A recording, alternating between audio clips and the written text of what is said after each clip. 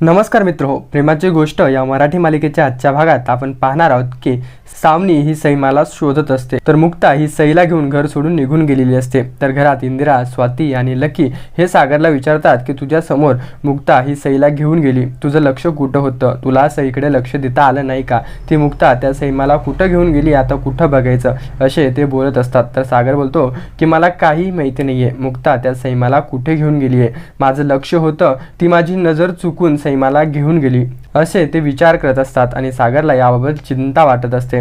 तर तेवढ्यात सावनी आधीला घेऊन येते आणि त्याच्याबरोबर तिचा वकील सुद्धा असतो आणि ती म्हणते की आता मी तुमच्या आधीला इथे आणलं आहे, आता मला माझ्यासोबत सईमाला पाठवा, तुम्ही लवकर माझ्यासोबत सईमाला पाठवा असं ती सागरला बोलत असते। तर सागर, इंदिरा, स्वाती आणि लकी हे सावनीला बघून सगळे आश्चर्यचकित होतात। त्यांना माहिती नसतं की सईमा कुठे आहे आणि तेवढ्यात सावनी ही आलेली असते आणि सावनी ही सईमांची विचारपूस करत असते। तर घरात सईमा नसल्यामुळे या सगळ्यांना तिचं टेन्शन येतं। तर तेवढ्यात सावनी ही जोरजोरानं ओरडत असते, तुम्ही माझं ऐका, आता मी तुमच्या आदित्यला इथं आणलं आहे, आता मला माझ्या सईमाला घेऊन इथून जायचं आहे, तुम्ही टाइमपास करू नका, नाहीतर मी पोलिसांना बोलवेल असं ती ओरडत असते आणि सागरशी बोलायला जाते।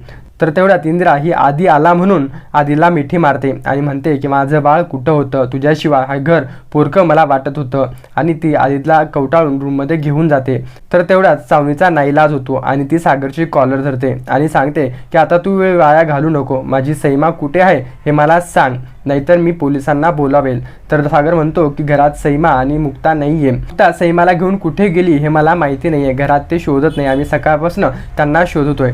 तर हे ऐकून सावनीची जळफाट होते आणि ती सईमाला घरात शोधत असते, पण सईमा आणि मुक्ता तिला काही सापडत नाही। ती घराची सगळी चक्कर मारते आणि वापस येऊन सागरची पुन्हा कॉलर धरते आणि सागरला ती बोलते की तुमचा हा सगळा प्लॅन आहे, मला माझी सईमा मला इथे हवी, नाहीतर मी पोलिसात तक्रार करेल असं ती बोलत असते आणि ती ओरडत असते। सावनीच्या या कृत्यामुळे सागर घाबरतो आणि त्याला खूप टेन्शन येतं। तर तेवढ्यात स्वाती ही सावनीला समजावून सांगते की घरात मुक्ता नाहीये, त्या दोघी निघून गेल्या आहेत। हे ऐकून सावनीला पुन्हा टेन्शन येतं आणि ती यांची तक्रार करण्यासाठी पोलीस स्टेशनमध्ये जाते।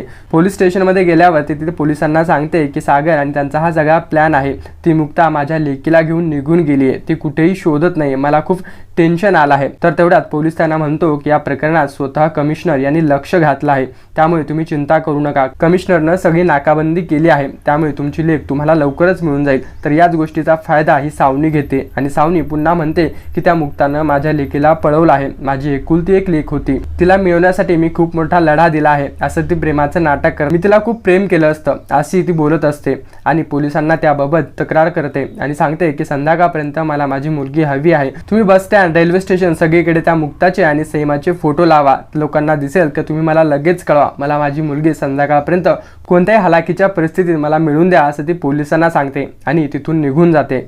आणि यानंतर सावनी ही हर्षला कॉल करते आणि हर्षला सांगते की थँक्यू, तू मला मदत केल्याबद्दल, तुझ्यामुळे मला कमिशनरची मदत मिळाली आहे, आता मी लगेच माझ्या सईमाला भेटेल असं ती बोलते आणि तिथून निघून जाते। तर तेवढ्यात पोलीस हे सगळीकडे मुक्ता आणि सईमाला शोधत असतात। तर इकडे गार्डनमध्ये मुक्ता आणि सई हे येतात। तर सई बोलते की आई, तुम्हाला इकडे कुठे घेऊन चालली आहे, आपल्याला घरी जायचं आहे, आपण घरी सकाळी कोणाला न सांगता सगळे झोपेत असताना घर सोडून निघून गेलो आहे। तर तेवढ्यात मुक्ता बोलते की आता आपण गार्डनमध्ये फिरायला चाललो आहे, आपण कोणालाही न सांगता सगळ्यांना सरप्राईज देणार आहोत असं ती बोलते आणि सईमाची दिशाभूल करते आणि तिला ग्राउंडमध्ये खेळायला घेऊन जाते।